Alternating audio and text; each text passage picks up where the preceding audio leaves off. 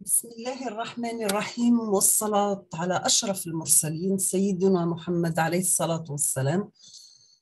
Salam alaikum, bonjour tout le monde. Dans cette vidéo, je vais terminer avec vous la suite de l'exercice qui a été résolu dans la vidéo précédente et je vais proposer d'autres exercices avec solution bien sûr. Donc nous sommes arrivés à la question numéro 4. Donc on a résolu la question comment calculer la convolution de Dirac de n plus 2 à la puissance moins n, U de n, le tout convolu avec U de n avec deux méthodes différentes. Donc, la quatrième question de l'exercice, c'est bien déterminer la transformée en z inverse de x de z qui est égal à 2z divisé par 3z carré moins 4z plus 1. Sachant que z en valeur absolue doit être inférieur à 1 sur 3.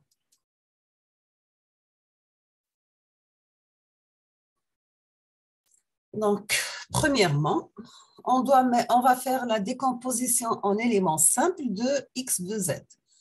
Nous avons que x de z égale à 2z divisé par 3z carré moins 4z plus 1. Après décomposition en éléments simples, nous sommes arrivés à l'égalité suivante. Donc, nous avons x de z qui est égal à z sur z moins 1 moins 3z sur 3z moins 1. Exemple, pour trouver les pôles, il faut résoudre l'équation 3z au carré moins 4z plus 1 égale à 0. Après, on va calculer delta qui est égal à 4b carré, 4b carré qui est égal à, b carré moins 4ac. D'accord? Après, on calcule z1 qui est égal moins b plus ou moins la racine de delta divisé sur 2a. Donc, nous avons trouvé les pôles z égale à 1 et z égale à 1 sur 3. Première partie, x de z, c'est z sur z moins 1. Donc, nous avons une propriété qui dit que la valeur absolue de z est inférieure à 3. Donc, ce qui donne la transformée en z inverse, c'est égal moins l'échelon de moins n moins 1. Pour moins 3z sur 3z moins 1, on peut la mettre la forme moins z sur z moins 1 sur 3, avec la condition que z en valeur absolue est inférieur à 3.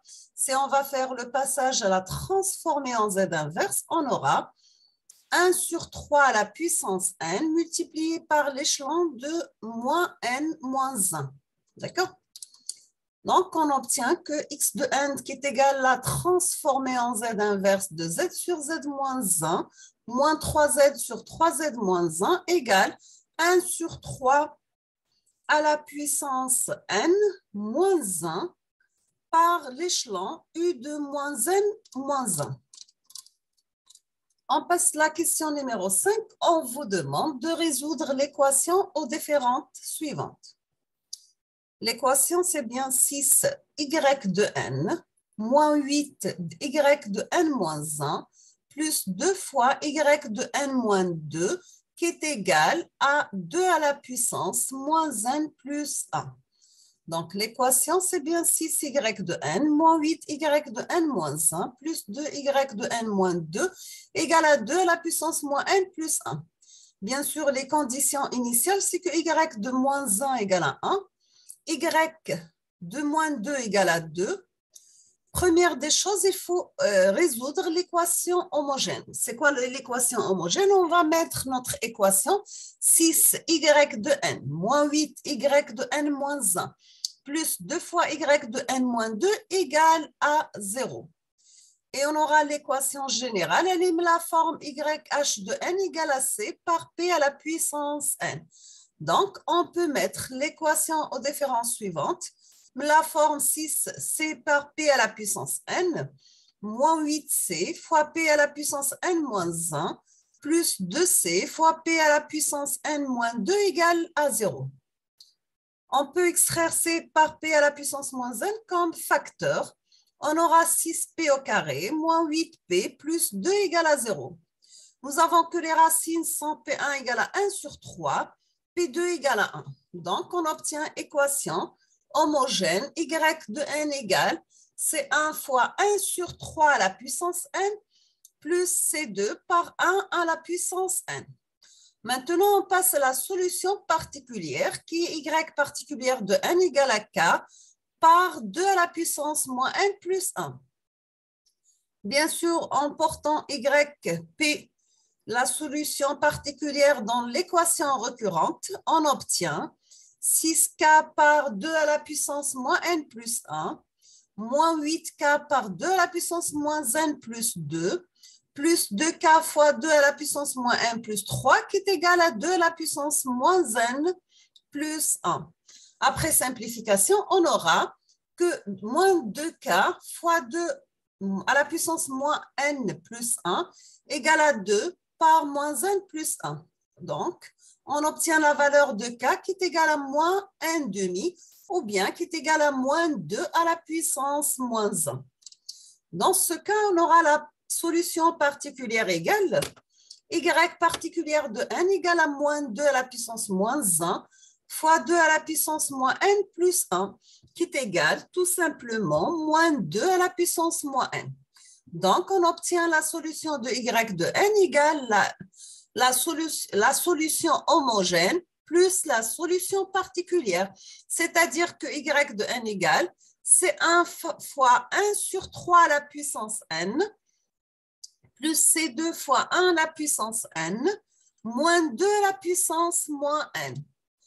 Maintenant, si on va considérer les conditions initiales, on aura que y de moins 1 égale à 1, y de moins 2 égale à 2, et on va trouver que C1 égale à 1 demi et C2 égale à 3 sur 2.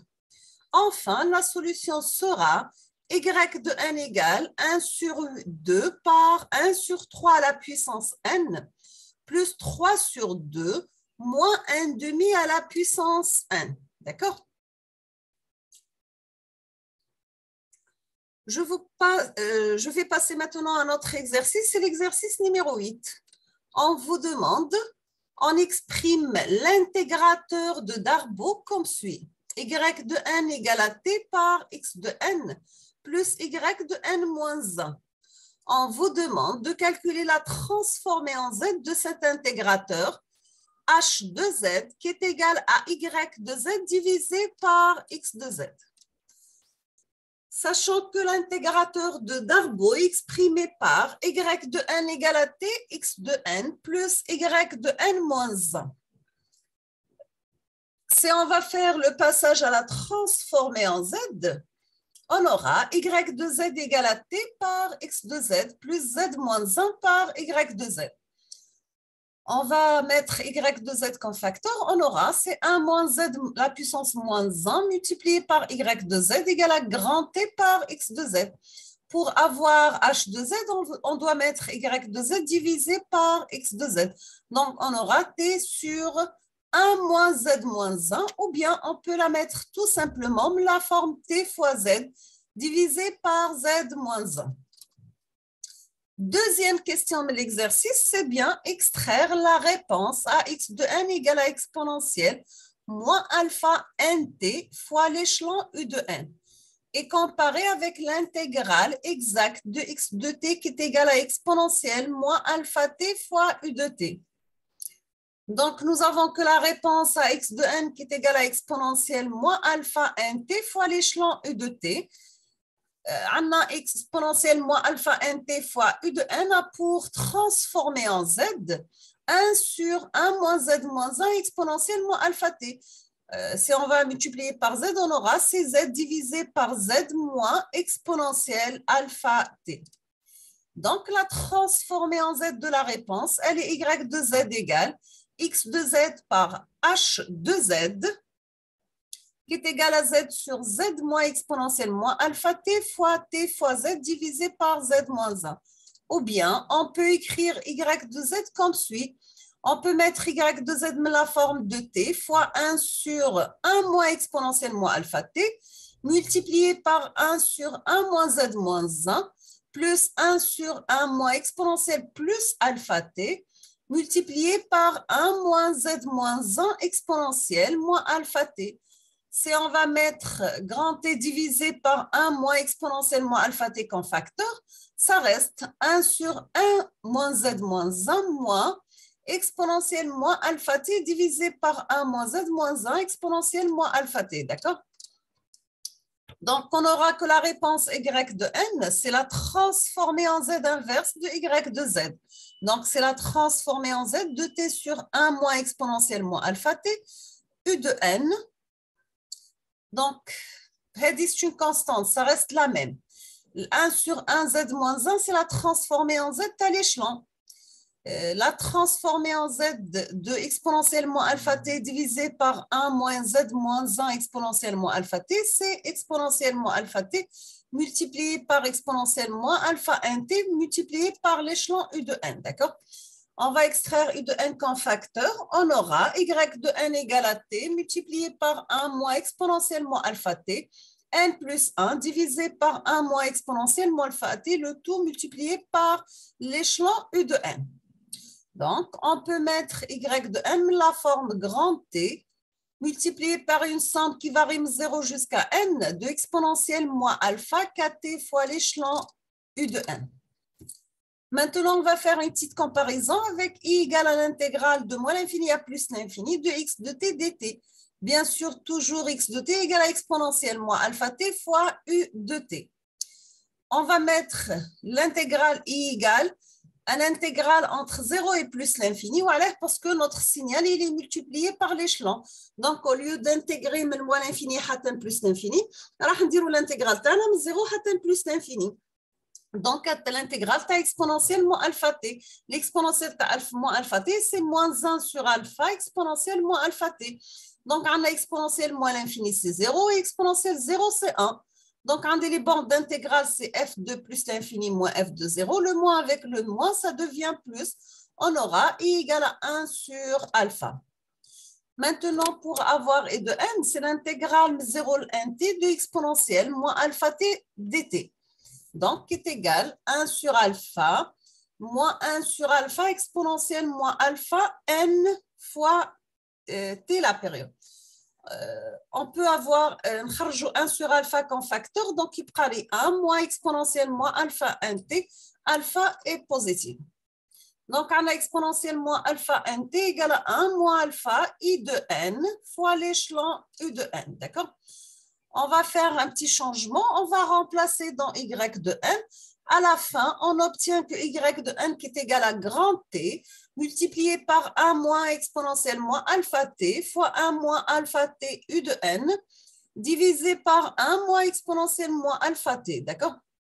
Ou bien, on aura tout simplement y de n, la forme grand T fois 1 plus alpha multiplié par exponentiellement alpha t divisé par 1 moins exponentiellement alpha t fois i de n. D'accord? On va s'arrêter ici dans cette vidéo et on termine la suite, Inch'Allah, dans les prochains jours. Donc, je vous souhaite bon courage, bonne chance, beaucoup de succès et à la prochaine, Inch'Allah.